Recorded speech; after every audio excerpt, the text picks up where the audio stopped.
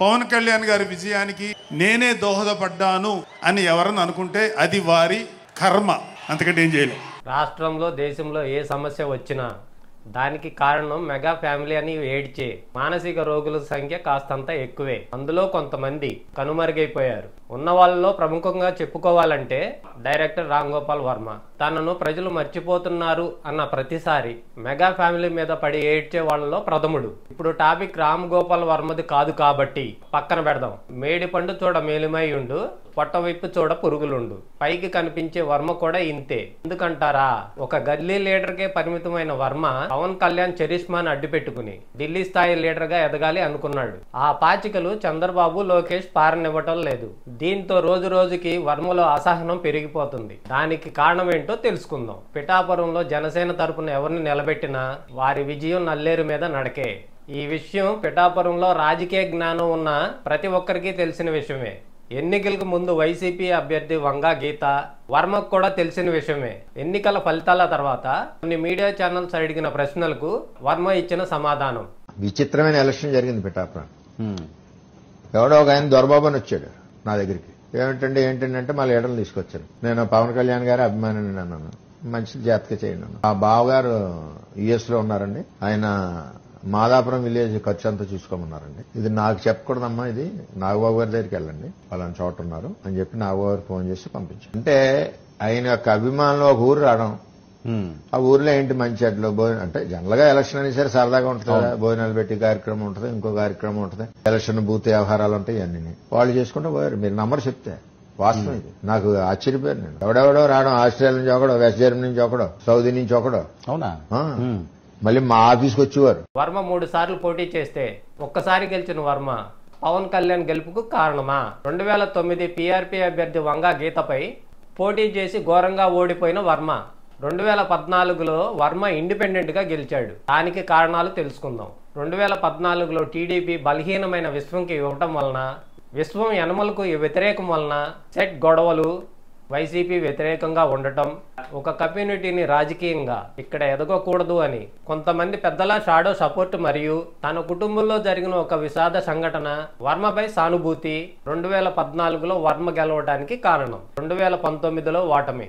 ఇది వర్మ రాజకీయ బలం పిఠాపురంలో. మీడియా ముందు చాలా వినయంగా నాదేమీ లేదండి, అంతా పవన్ కళ్యాణ్ గారికి ఉన్న చరిష్మా వల్లనే గెలిచారు అంటూ ప్రజల్లో ఒక రకమైన సానుభూతిని క్రియేట్ చేసుకున్నారు. పవన్ కళ్యాణ్ గెలుపులో వర్మ పాత్ర ఎంత? పవన్ కళ్యాణ్ వచ్చిన 2-3 రోజులు తప్ప పిఠాపురంలో ఎప్పుడూ జనసేనకి ఓటు వేయమని చెప్పని వర్మ ఎమ్మెల్యేగా పవన్ కళ్యాణ్కి వేయండి, ఎంపీ మాత్రం మీ ఇష్టం, పవన్ కళ్యాణ్కి ఎక్కువ మెజార్టీ వస్తే నా రాజకీయ ఉనికికే ప్రమాదం అంటూ నెగటివ్ ప్రచారం చేయటం వాస్తవమా కాదా? పిఠాపురం మాజీ ఎమ్మెల్యే ఎస్వీఎస్ఎన్ వర్మకి పదవి రాకపోవటానికి డిప్యూటీ సీఎం పవన్ కళ్యాణ్ గారు కారణం కాదు. అది టీడీపీ పార్టీ సొంత వ్యవహారం. మీరు తెలుసుకోవాలి. జనసేన పార్టీపై అక్కసు వెలగక్కడం ఎంత మాత్రం తగదు.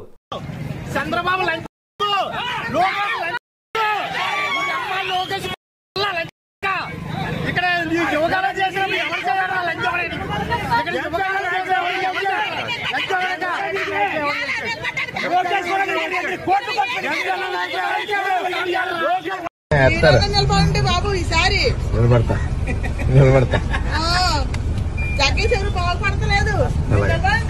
బహుశా మీ బ్లాక్ మెయిల్ రాజకీయాలు నచ్చక ముఖ్యమంత్రి చంద్రబాబు గారు మిమ్మల్ని పక్కన పెట్టారని ఎందుకు అనుకోకూడదు. రోగం ఒకటైతే మందు ఒకటి వేసిన చందంగా ఈ పార్టీ నీకు ఎందుకు ఛాన్స్ ఇవ్వటం లేదో తెలుసుకోకుండా జనసేనను ఆడిపోసుకోవడం తగునా?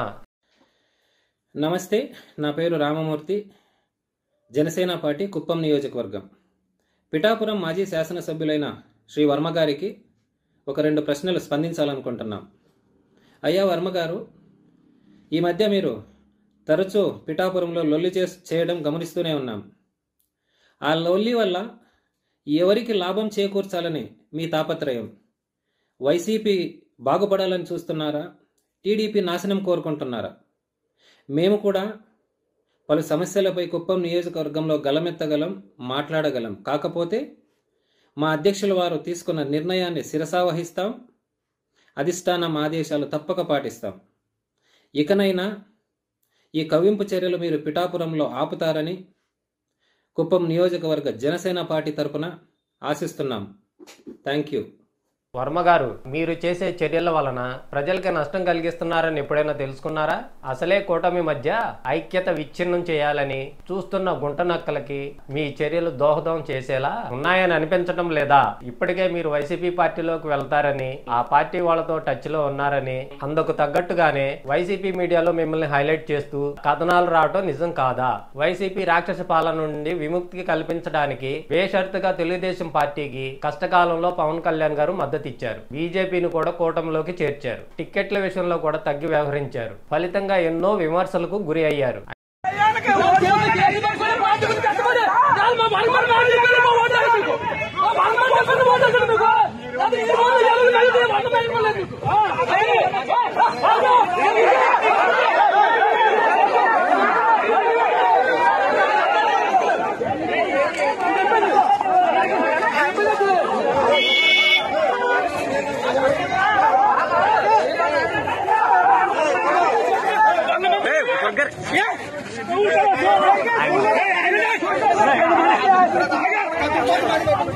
అయినా సంయమనం కోల్పోలేదు సరికదా, కార్యకర్తలను విజయం వైపు అడుగులు వేయించారు. ఎంతో మంది మెగా అభిమానులు విదేశాల నుంచి వచ్చి పవన్ కళ్యాణ్ గారి విజయానికి ఎనలేని కృషి చేశారు. దుబాయ్ లో పనిచేసే వారు సైతం అక్కడ కూలీ పనులు మానుకుని లక్షలు ఖర్చు పెట్టుకుని పిఠాపురం వచ్చి పవన్ కళ్యాణ్ గారి విజయంలో కీలక పాత్ర పోషించారు. మీరు ఒక్కరే త్యాగం చేయలేదండి. జనసేన, బీజేపీలో చాలా మంది త్యాగాలు చేశారు. కూటమి విజయ లక్ష్యంగా అందరూ పనిచేయబట్టే అనూహ్య విజయాలు, అద్భుత మెజార్టీలు వచ్చాయి. ఒక పక్క పదవి రాలేదని, మరో పక్క పవన్ కళ్యాణ్ గారు సుస్థిర స్థానం ఏర్పరచుకుంటే తనకు ఇబ్బందేనని భావించి వర్మ గారు కొన్ని అడ్డంకులు సృష్టించే పనులు చేస్తున్నారని అనిపిస్తుంది. అందుకు ఉదాహరణ ఈ వీడియోలు. పవన్ కళ్యాణ్ గారి వలన పిఠాపురం అనూహ్య అభివృద్ధికి నోచుకుంటుంది. వర్మ గారు ఫిక్స్ అయిపోయింది. పిఠాపురం ప్రజల గుండెల్లో పవన్ కళ్యాణ్ గారికి సుస్థిర స్థానం ఖాయం. ఇక చంద్రబాబు నాయుడు గారిని, లోకేష్ గారిని కార్యకర్తల చేత తిట్టిస్తున్నారు. అలాంటప్పుడు పదవి మీకు ఎందుకు ఇస్తారండి? ఈ లాజిక్ ఎలా మిస్ అయ్యారండి? పిఠాపురంలో పవన్ కళ్యాణ్ గారు అఖండ విజయం సాధించడానికి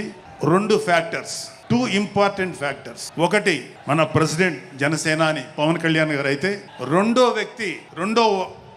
ఫ్యాక్టర్, నాటి వ్యక్తి ఫ్యాక్టర్ పిఠాపురం జన సైనికులు, పిఠాపురం పౌరులు, పిఠాపురం ఓటర్స్. వీళ్ళిద్దరూ లేకపోతే మేము ఏమి చేసినా ఏం ఉపయోగం లేదు. సో మాలో ఎవరైనా ఇంకెవరైనా సరే పవన్ కళ్యాణ్ గారి విజయానికి నేనే దోహదపడ్డాను అని ఎవరన్నా అనుకుంటే అది వారి కర్మ, అంతకంటే ఏం చేయలేం.